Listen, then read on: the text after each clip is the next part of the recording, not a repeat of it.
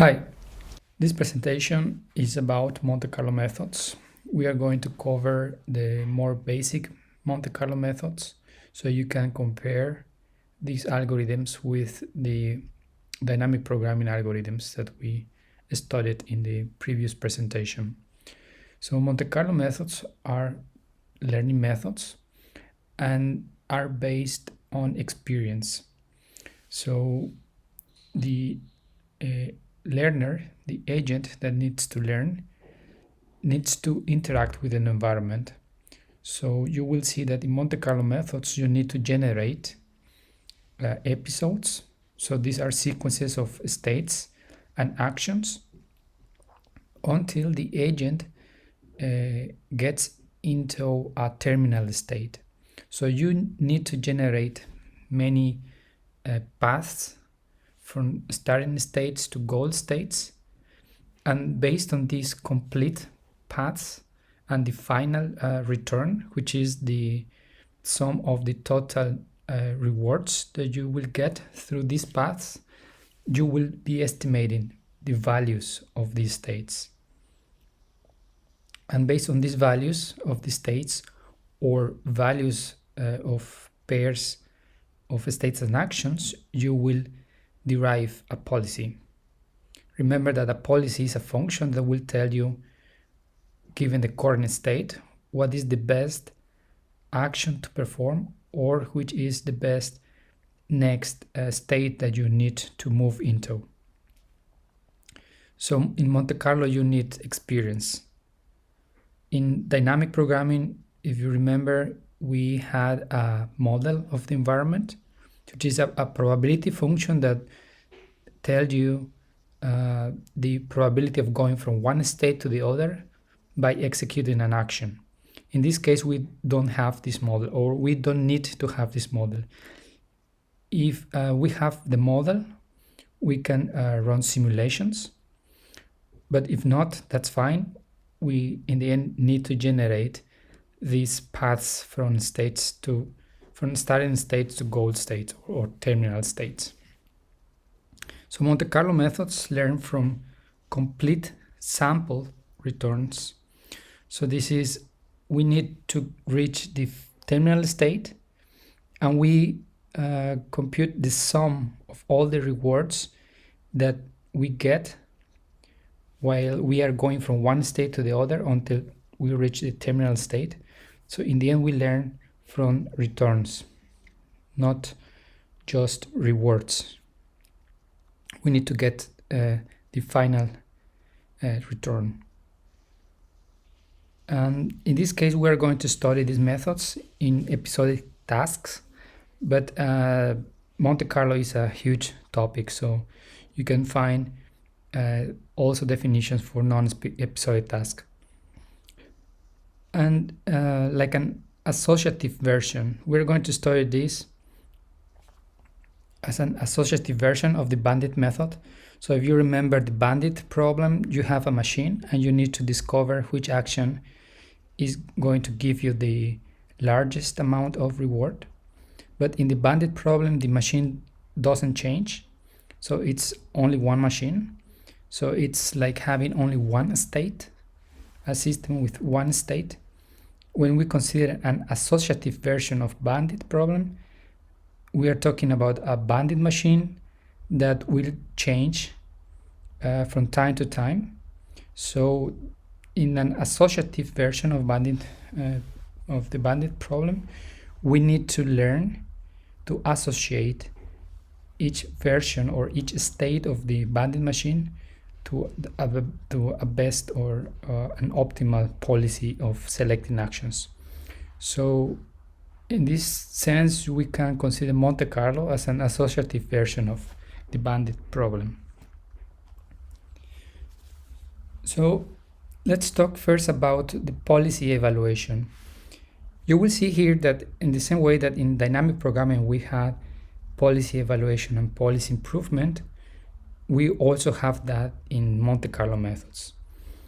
So first, we know that the goal is to learn the value function for all states in our set of states. And these value functions are defined while we are following a specific policy. So what we are given some number of episodes under policy pi, which contain the state S. The idea is to average the returns observed after visiting state S. So here is an example of one path going from state 1, state 2, state 3, possibly a loop going back to state 2, continuing to step 3 again, then state 4, and then finally entering the terminal state 5.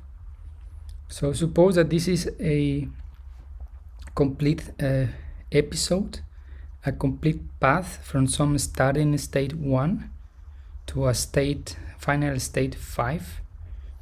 What Monte Carlo does here is to store for each state that we visit what is the final return that the agent got, and based on this final return we will update the value for that state. So in this case we have 4 states that are not terminal states.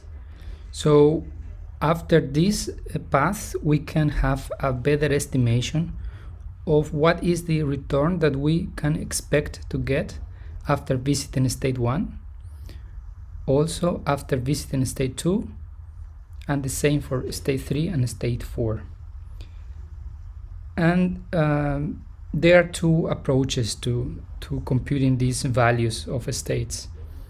One is called every visit Monte Carlo. When you apply this approach, you need to average the returns for every time S is visited in an episode. And the other approach is first visit Monte Carlo, and in this case you average the returns only for the first time S is visited in an episode. Both converge asymptotically to the optimal value function, but in the case of first visit you require less computation. So what is the difference between these? So suppose that our episode is 1, then going to state 2, 3, going back again to state 2, going to state 3, state 4, and finally entering the terminal state 5. In this example, we visited state 2 and state 3 2 times.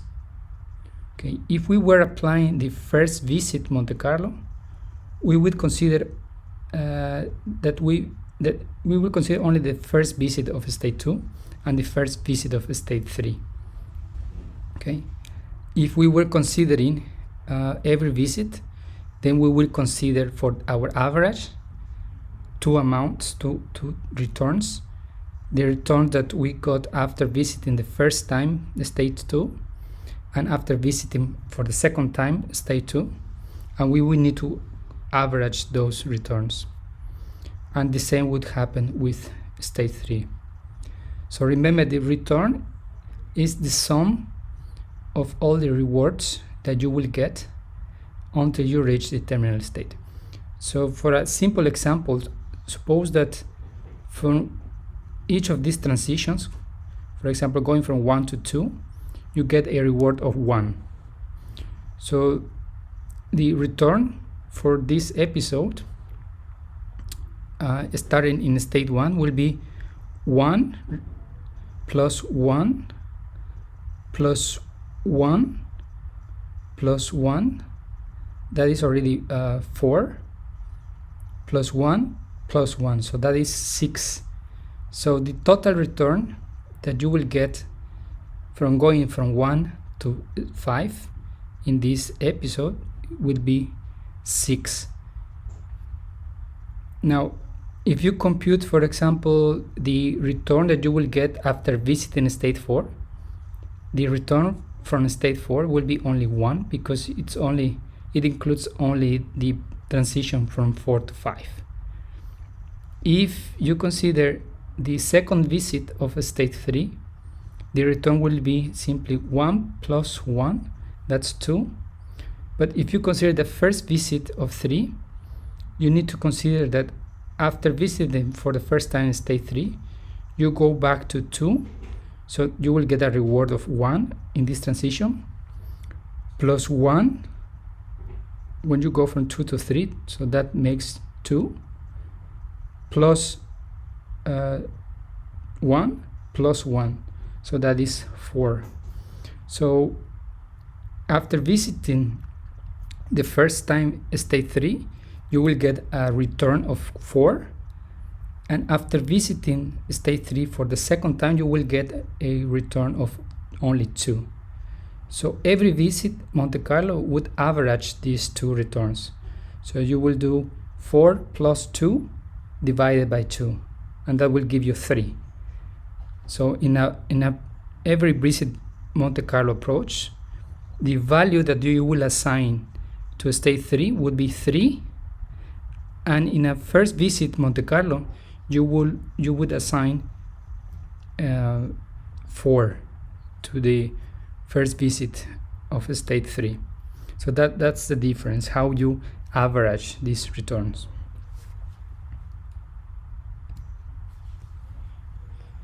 And this is the algorithm for first visit Monte Carlo policy evaluation. So first you need to initialize the policy. In this case, the policy to be evaluated usually is a random policy, since you don't have any information about the MDP. Then you initialize the value function. In this case, we're going to work with state value functions, and you can give it, for example, to every possible state value, an initial value of 0.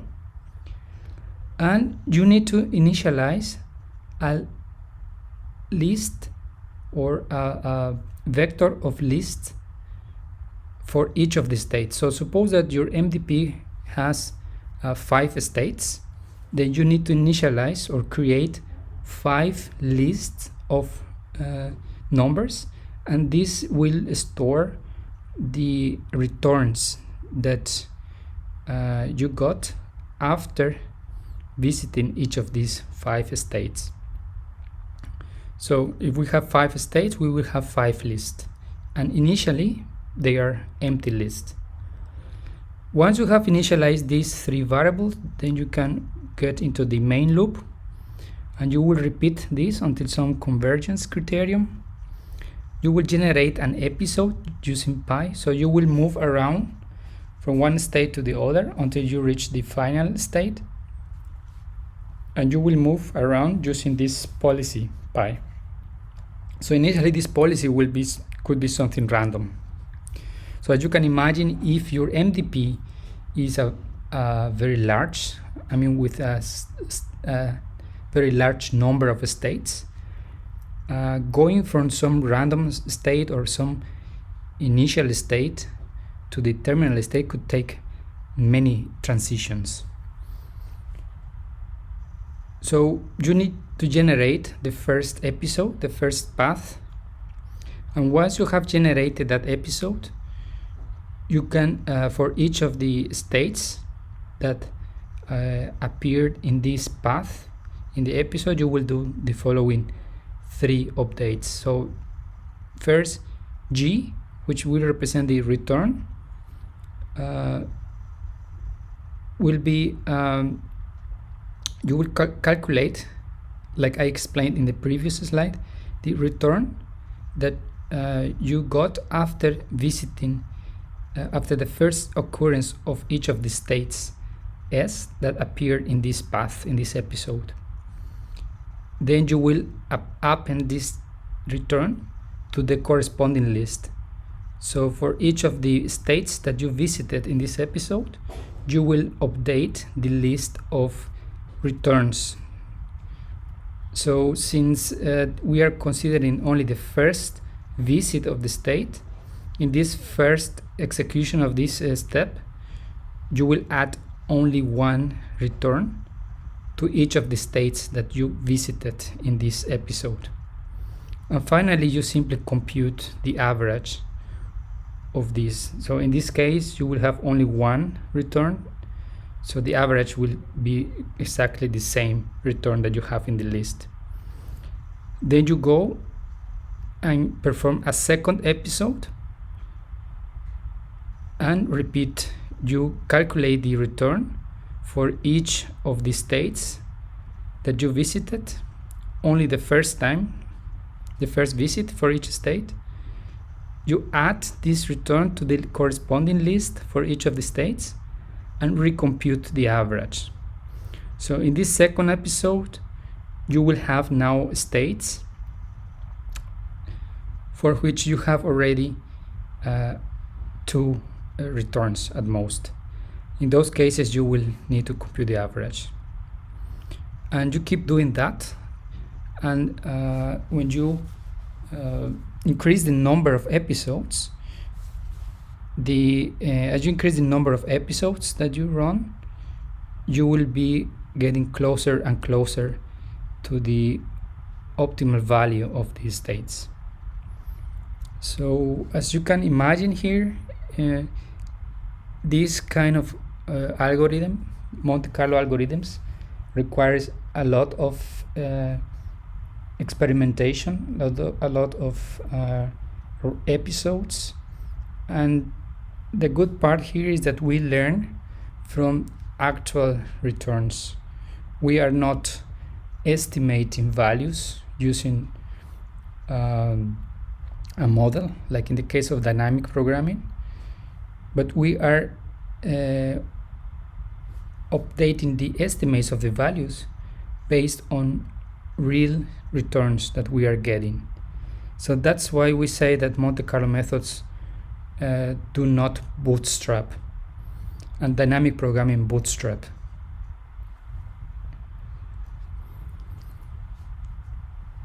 So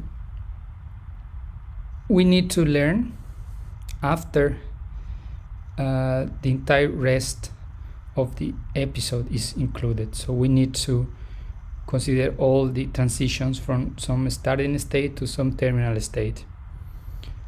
And only one choice considered at each state, unlike dynamic programming. So in dynamic programming, if you remember, given the current state, we compute the probabilities of going from that state to every possible state for every possible action. So we considered many options. In this case, since we are considering the actual transitions, for each state we have only one transition. So in this case, we start to see this dilemma of exploration and exploitation. What is the action what is the best action that I need to perform now?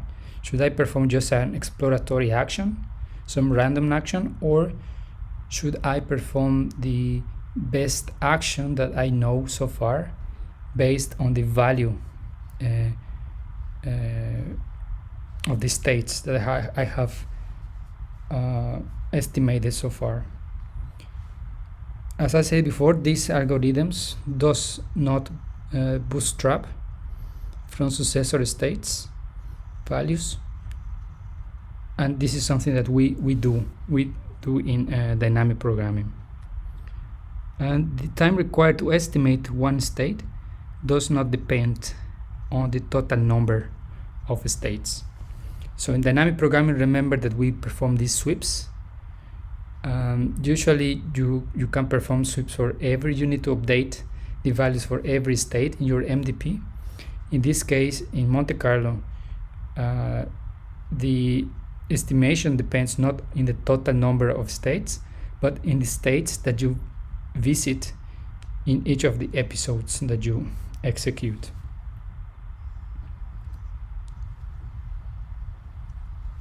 Monte Carlo is most useful when a model is not available. So if you have a model, you can use it for some planning, but in a strictly speaking Monte Carlo method, what you need to do is to perform actions and create these transitions, these episodes, and then you learn from these episodes. You learn from the final returns that you get on these episodes. In the case of the Q values, where you calculate values for pairs of states and actions, you can also do that. And in that case, you need to compute the first visit, or you can also compute for every visit, but the most common is first visits. And you need to compute these returns for every combination of a state and action. In this case, it also converges asymptotically if every state pair is visited. Usually this convergence proves consider that you visit every pair of a state and action, or in the case of value functions, every state an infinite number of times. But in practical terms, of course we cannot visit these states an infinite number of times. So what you can do is simply make sure that you visit every pair as much as possible. And this is why we consider the exploring starts assumption. The exploring starts assumption considers that every state action pair has a non-zero probability of being the starting pair. So in other words, for this algorithm that we have seen, in order for this algorithm to work, we need to assure that we can find, or we can start our episodes from each possible pair of state and actions. For some MDPs, this is not possible. For example, if you want to run episodes of Monte Carlo for learning, or for helping a robot to learn to walk, this assumption, this exploring starts assumption, will involve that it is possible for the humanoid robot, for example, to start in any possible combination of position of the robot and the action. And this is simply impossible in a humanoid robot, because usually you will start the robot while it is vertical, completely stable, and then it will start exploring movements in the legs joints. But exploring starts will mean that you need to start the robot in every possible combination of states and actions, and that will involve states where the human is already falling down. So this is not viable in many problems actually. So theoretically this algorithm works, but it is of limited use because of this assumption of exploring starts. So we are going to study other methods that do not depend on this exploring starts assumption. So we can apply, like in dynamic programming, this concept of generalized policy iteration. As you remember, this generalized policy iteration, or GPI, considers two main steps. One is evaluation and the other one is improvement. So in evaluation, we change our current estimate of the value function or our action value function, like here. So we update the values of our function. This is considered evaluation, and you do this while you are following some policy. And once you have finished the evaluation, you gridify your policy. So you change now your policy in such a way that is greedy with respect to the current Q function, and this is called improvement. So you keep doing evaluation and improvement until you have found a working policy or a good policy for your problem. So Monte Carlo policy iteration considers policy evaluation using Monte Carlo methods, followed by policy improvement. Okay, and policy improvement step is simply gridifying with respect to the value function or action value function our current policy. So make it better with respect to the current estimation of our value function.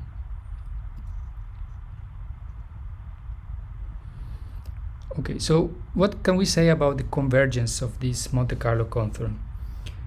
So the gridified policy meets the conditions for policy improvement. So if we are considering the Q value of a pair of state and action, where the action is the action suggested by the current policy pi in a state S, this is simply the Q value of the current state and the action that maximized the Q value for a given state S and every possible action that you can select.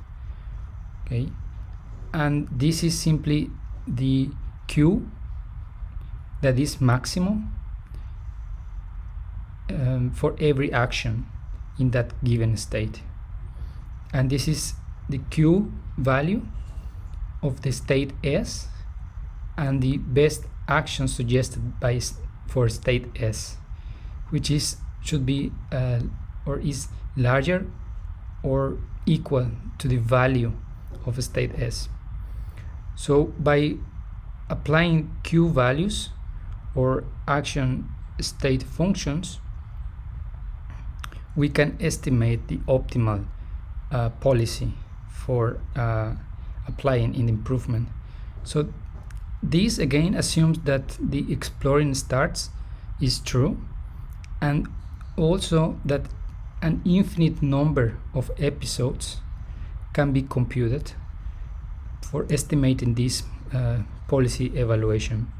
So these two assumptions are not good in general. So we cannot, as I explained before, we cannot assume that we can have this exploring starts assumption for every problem, and of course we cannot generate an infinite number of episodes. So what we can do, or what we do usually, is we simply update only to a given level of performance. So we keep track always of the policy that we have, and as soon as we have a policy that is a working policy, is a policy that we can use in our robots or in our final system, then we can stop the learning. And we need to alternate between evaluation and improvement in order to reach this policy that is acceptable for solving the problem.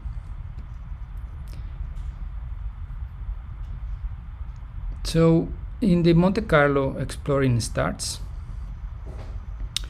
what we do is, in this case for Q functions, we initialize the Q function similarly in the way that we did with value functions, just given a number of 0, for example. We initialize a random policy, and in this case we will create a list for each combination of a state and action. So in the previous algorithm we created a list for each state. In this case we need a list for each pair of state and action. And then once we have created these variables, we repeat until a criterion is met. We will choose the state, the initial state, and some action, and we will consider that this state and action could be any possible combination of state and action. So all pairs will have a probability different to 0 to be selected. So this is the exploring starts assumption. Then you generate an episode starting from that state and that action, and you will generate this episode following the policy, in this case the initial policy that we created here. Once we have created the episode for each pair of state and action appearing in this episode, we will calculate the corresponding return. We will add that return to the corresponding list for that pair state of action, and then we recalculate the average of the returns for that pair of state and action, for every pair of state and action that you encounter in this episode.